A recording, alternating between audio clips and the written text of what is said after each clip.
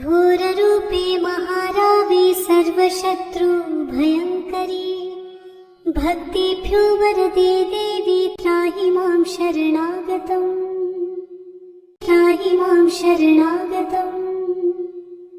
ॐ सुरासुरार्चिते देवी सिद्धगन्धर्वसेविते, जाट्यपापहरे देवी त्राहि मां शरणागतम्, त्राहि मां शरणागतम्।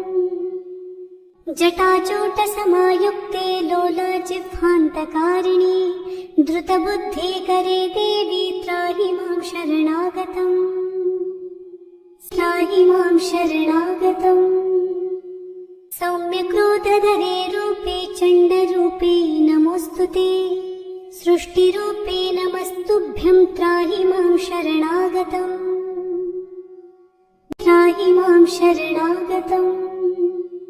जडानां जडतां हन्ति भक्तानां भक्तवत्सला, मूढतां हर मे देवी त्राहि मां शरणागतम्, त्राहि मां शरणागतम्। वं ह्रुं ह्रुं कामये देवी बलिहोमप्रिये नमः, उग्रतारे नमो नित्यं त्राहि मां शरणागतम्, त्राहि मां शरणागतम्।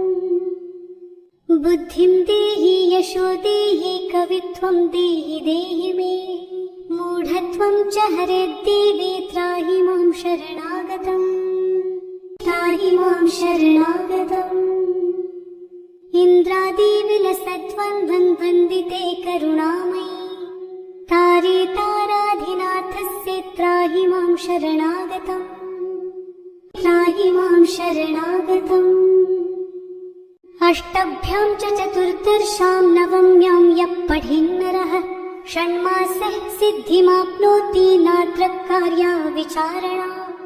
मोक्षार्थी लभते मोक्षं, धनार्थी लभते धनम्, विद्यार्थी लभते विद्यां तर्कव्याकरणादिकम्।